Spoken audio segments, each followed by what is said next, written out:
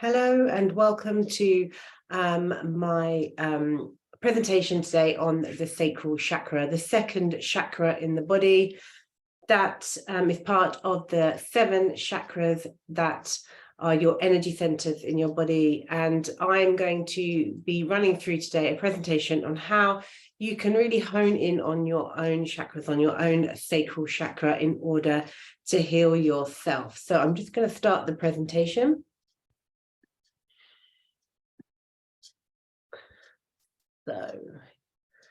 Okay, great. So I have created 7 chakra cards for you to use for your journey, for your healing on the program. And the sacral chakra involves and have the temptress and the creatrix goddess archetypes in place in the sacral chakra. And the sacral chakra has a Sanskrit word, a goddess archetype, an element, a meaning, a color, a yoga asana, which is the physical aspect of yoga, breath, music, emotions, oils, crystals, vibrations, food, dance and action, and a mantra. So you are able to do a whole complete system, either using it on a daily basis or on a weekly basis, or however you want to use these cards, you can use these cards. But I'm going to now go into each area of this card and each area of the sacral chakra so that you have the tools to heal yourself in the sacral chakra. So Svadhisthana is the Sanskrit name for the sacral chakra. And it's your center for your emotions, your feelings, and your pleasure.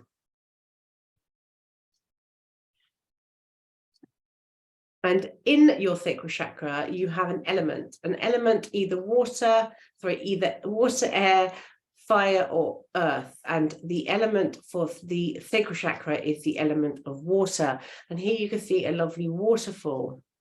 So we can either use a water in the way that we can stand in a waterfall and just wash away and cleanse ourselves in a beautiful waterfall, or we might think of the element of water as a flowing river. And I often present to you in our chakra dancing the idea of flowing like a river, flowing through ease and grace.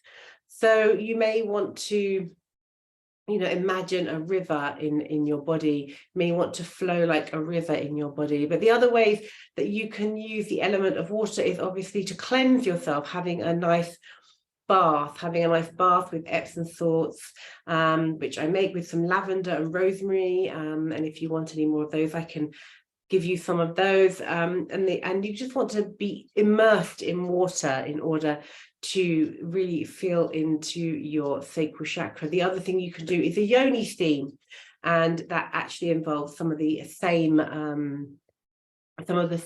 herbs like lavender and rosemary that you might put in a bath, and you can actually do a yoni steam. And we can go into that another time in more depth, but Google yoni steams, because I think it's something that could be really, really beneficial for clearing out the womb healing, that would give yourself some womb healing with a yoni steam. So the element of water is, the element of water is in the sacral chakra. So the color is color orange, and the color orange is the color that we imagine, or you will see at certain times when you really get the ability to see color in your body. And when I was Reiki attuned, for instance, I could see all the different colors in my body, and I could see them clearing out my body and the white light. Hence, when we do the goddess chakra dance, I will often say to you, we really are going through those colors in the body out through our head as white light, because that is the journey. And when you get attuned, you actually see all of that, or you can see all of that. Not everybody does. I was privileged enough to see that. And some of you see color when you're being when you're being healed, when I give you Reiki or when I do sound healing with you, and some of you don't, and sometimes that's okay too. We feel things. Some people feel things, some people see things, but The color orange is the energy center that you may or may not see in your sacral chakra. So crystals. Crystals, you can get various crystals, and it's your choice around crystals, what you choose. Orange crystals like citrine and amber are very beautiful crystals. Amber I particularly like because it's actually the resin from trees. And I love that idea that it comes from trees, and anything to do with trees that is grounding and connected to Mother Earth. You know, through trees, I'm always seem to be attracted to. And the other thing about amber is you can often get insects inside the crystals when you buy them because they've got stuck inside the crystals. So it's quite beautiful to see a little bee or an ant or a fly inside a piece of amber, and it's just has a lovely energy about it. Citrine is also a beautiful stone. Those are tumble stones, so they've been tumbled a few times to kind of smooth the edges, which is really good if you want to wear the crystals in your underwear, especially I suppose if it's for the sacral chakra, you might want to put it inside your knickers or your bra and wear it. So tumble stones are good, but you know, crystals are really you know, everybody identifies the crystals in a different way. So you need individual, that's the word, an individual choice. So depending on what you want, depends on what you would choose. And if you choose a piece of cut coarsely, or whether you choose some tumble stones and even heart shapes, etc. The other thing is I use carnelian on you. That's what comes in the set of chakra stones that I use on your body. Carnelian is another stone that you can choose, an orange stone that you may want to choose to buy as well. Very individual crystals, and it's not set. Nothing is set in stone, as it were. Excuse the pun, but nothing is set. You can choose. It's about the color and the feel. So that's up to you. So the oil that I've placed in this chakra is a very sexy oil, geranium, and it's a very easily grown flower in this country. They comes in pink and red mostly, and yeah, it kind of tends to grow year after year if you're lucky enough and you cut them back properly. It's very, very sweet smelling oil, and yeah, just something sweet tends to wake up our sacral chakra, our sexual energies, our sensual energies. So the vibrational sound is VAM. So there's a vibrational sound in each chakra, and the vibrational sound in the sacral chakra is VAM. So if you would like to, I would definitely recommend you go onto YouTube and have a look at the frequency of VAM videos. Just put in VAM frequencies and you get quite a few videos, and it's a really nice way if you want to connect in with your sacral chakra, just kind of making the mudra for the sacral chakra, and just placing it, or just placing your hands like this on your womb space and just listening to the vibrations of VAM can be really, really healing, to be fair.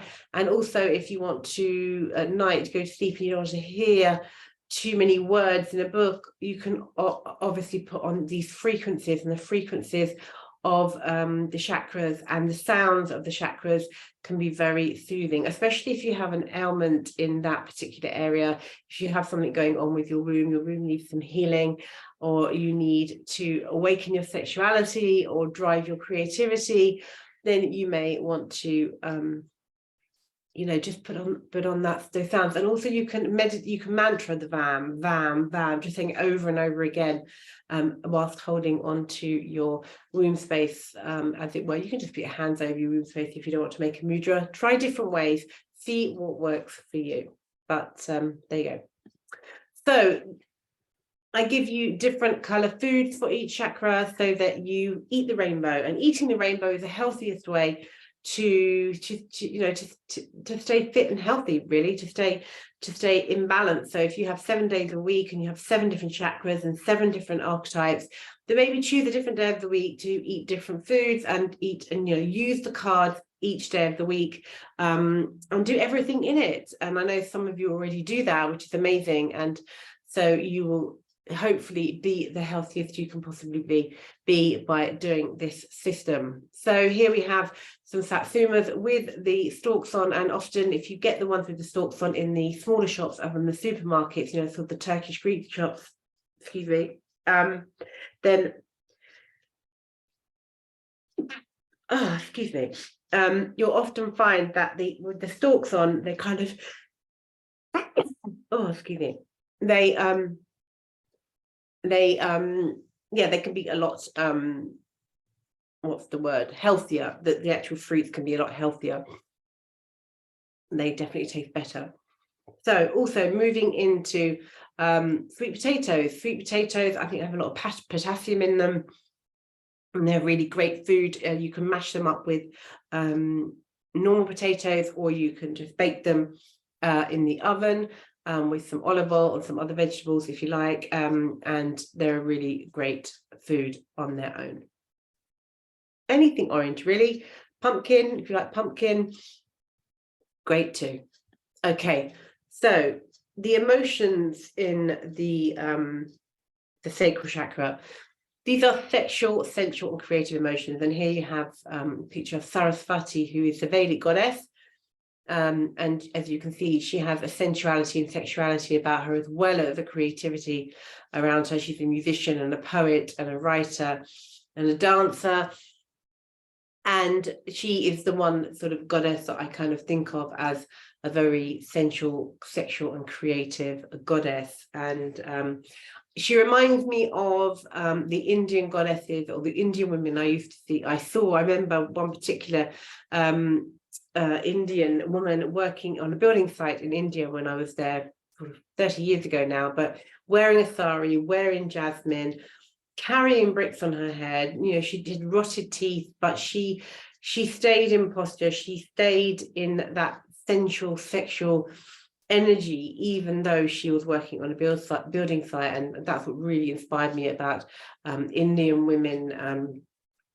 They, you know, still making themselves feel good about themselves, even though they were doing such you know, strenuous, hard jobs that you would often think only men would do in this country. So yeah, very, very I have a lot of admiration for the Vedic goddesses. So staying in our sexual and our sensual and creative energy, being in our sexual energy, being in our sensual energy, we are driven into our creativity.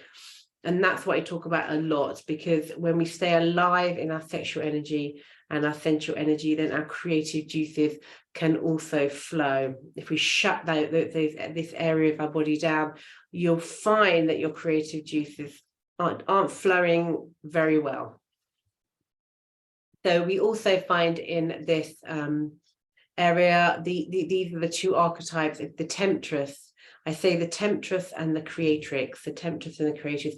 This is Lilith. So Lilith was one of the ultimate temptresses. She was shunned from the Garden of Eden for not succumbing to Adam's needs, and was replaced by Eve, who was more subservient to Adam's needs, and she turned herself into the serpent in the Garden of Eden, and therefore became known as the temptress. Men and patriarchy have always feared her, and the goddess work has always been about bringing her back into play, not being afraid of her, letting the temptress, letting our sexuality be something that we are allowed to express. And women often have their sexuality dampened because it's deemed wrong for a woman to have sexual energy. It's deemed wrong for a woman to want sexual pleasure, that, you know, women should be submissive to men. So,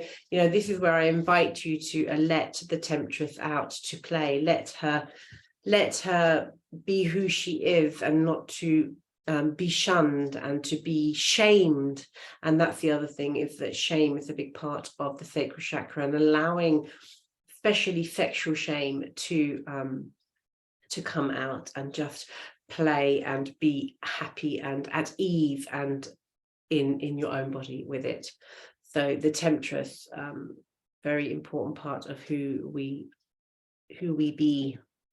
So the creatrix is as I said, driven by the temptress. The temptress allows us to kind of bring in our sexuality, even when it's been shunned for various reasons, maybe sexual abuse, whatever reason, or told that you're not allowed to be sexually aware. We were never told about sex really as young adults, and definitely deemed wrong to have sexual fantasy when you're a girl. Okay, as a boy, but not as a girl. So the creatrix comes from that. The creatrix is the artist. You can see all the paintbrushes there, and she's writing away. So the creatrix, the writer, the expressive one, art, drama, even a mirror there, so that she can, reflect on what she's doing. And we should be allowed to express ourselves in whichever way we want to express ourselves, whether it's sexually or creatively. We need to be expressing ourselves as women, and this is what the sacral chakra is all about. So having said that, I often say to you when we're doing the goddess chakra dance, we need to be, moving our hips as much as possible, bringing out that sexual flow. And if you can belly dance, then fabulous. Belly dancing is the ultimate flow in the hips, but any kind of movement with the hips, dancing with the hips, flowing through music with your hips is as long as you're leading by your hips and bringing in the rest of your body, then you really are bringing in the flow that you need in your sacral chakra. But yeah, belly dancing, maybe we should all have a little go at a belly dancing class at some point, I think. So there's a picture of Natasha Atlas, my favorite Middle Eastern singer. And I think she belly dances, but I say belly dance Middle Eastern influences in the music, what I choose for the playlist for the goddess chakra dance. So you can, just Google whatever you like. If you put on one of the sacral chakra songs I give you, you'll find that after it's finished playing, that you'll get a kind of, in Spotify, you'll always get music that is similar, influences that are similar straight after. So, keep the music flowing and see what else is sort of suggested by Spotify, which is always quite good. So yeah, people like Natasha Atlas, Deodova, another one of my favorites, sort of really great influences, maybe even Yama, great influences for the sacral chakra dancing. There are so many more, but that's where I would go. But it's a very personal thing, music, so choose your own and play around with it. So the meaning, I feel, again, making that womb mudra over the womb, I feel, and then sometimes you can just put your hands, your womb mudra, over your womb and just say, I feel, see what comes up. Okay, so although the mantras technically on the cards aren't all I feel, you can make a whole list of I feels and you can add them on. So I feel deeply connected to my womb space. I feel divinely creative. I allow my sexuality to drive my creative powers. It's not stuck. Nothing is stuck and firm. So I feel is just so that we start to think about things emotionally, because that's what the sacral chakra is all about. It's about emotions. So the word feel is a good way of connecting into your emotions. So maybe you want to go on to your workbook that I've given you, and you can even write in your workbook a whole list of mantras I feel connected to your womb. And it could be about I feel anything. It could be I feel love today, or I feel depressed. It doesn't have to be in the sacral chakra, but it's all about the emotions coming from there. So just you can write a whole long list of I feels, and maybe we can have a look at them and unpack them later. And if you see this picture, this is kind of the way that mantra is written in Sanskrit. It's sort of in circle, because mantra is circular. It is where we repeat something over and over and over again until it becomes the essence of who we are. And I kind of like the fact that it's written in this way, so that it really sort of accentuates the fact that we mantra is repetitive. And that's how it becomes the essence of who we are once we get into mantra and we repeat and repeat and repeat. So here's some yoga poses for you. Pigeon pose, which is the great one, the one in the middle, really, really good for the hips. And I put here, sometimes when we open up our hips, it can open up a flood of emotion. So if you're someone who practices yoga regularly, you'll probably find that you've been in a hip opening class and then you started crying. So, you know, what happens is the emotions can flood out when you open up the hips. This is a picture of the goddess pose. We don't actually do that, which is interesting in our, but we will start to do it at some point in the goddess chakra dance. I feel we need to get that warrior, the goddess pose in there, really opening up the hips is maybe we should do it at the start. Opening up into warrior pose can be very strengthening and also very hip opening, and that's what we want to do. We do the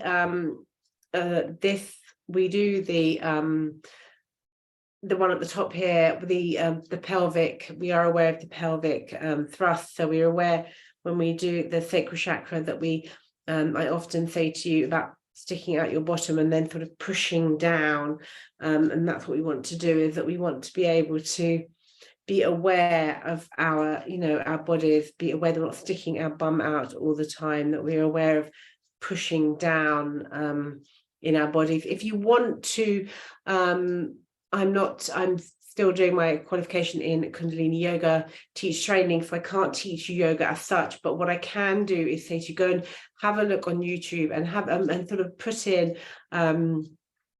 so, you know, hip opening workshops for beginners, if you're a beginner, and do a few hip opening workshops if you can, like 15-20 minutes, maybe yoga with Adrienne, someone like that, who's a very popular Canadian woman, yoga teacher, and just get very familiar with opening your hips and trying out any yoga. Really, I would really just encourage you to do yoga as much as possible. Yoga is a fantastic,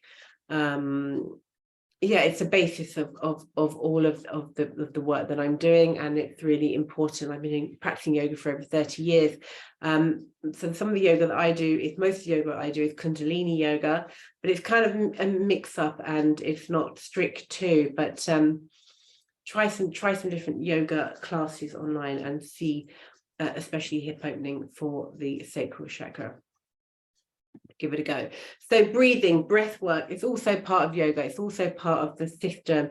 Make sure that we sigh out, and in between everything we do in the goddess chakra dances, we breathe, we sigh out, we let go, you know, we breathe, and especially breathing out in fresh air there, you know, really important that we just let go. We kind of get rid of what's not serving us, and we breathe and sigh out in between each part of the journey. The breath is really important. We do ujjayi, that kind of brings you energy in and then out through the chakras and just calms us. But the breath and sighing out, just, it's a letting go. It's just like also a calming breath, but it's also a very much a sort of letting go breath.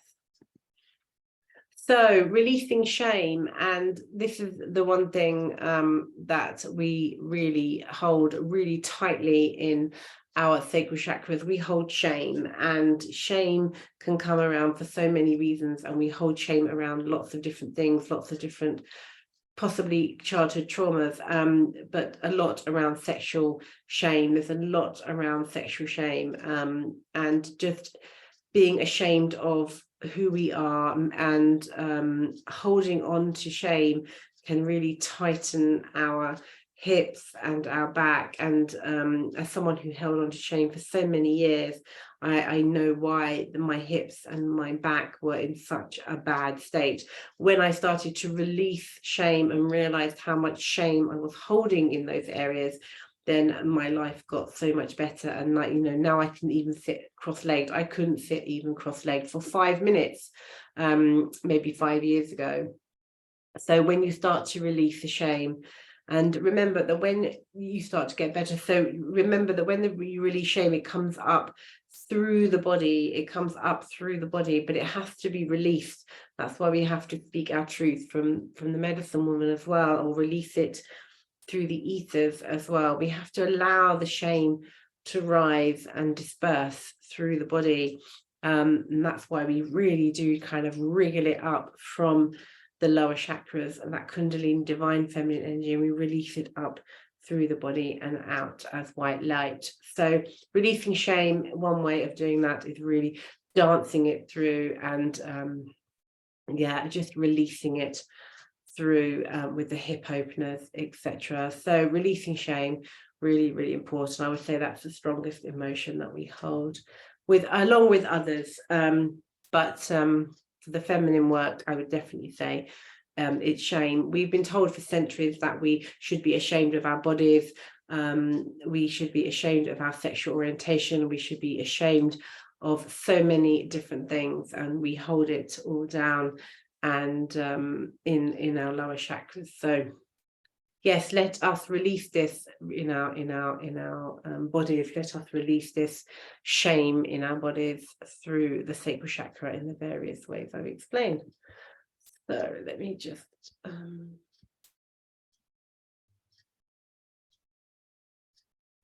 okay, so yes, so there you have it, the sacral chakra. See how you get on. If you've got any questions, please contact me and ask me if you need any oils, or if you need any of the chakra cards to go along with the series of videos, then just let me know. Have a beautiful day, love and light, and I will see you all again very soon.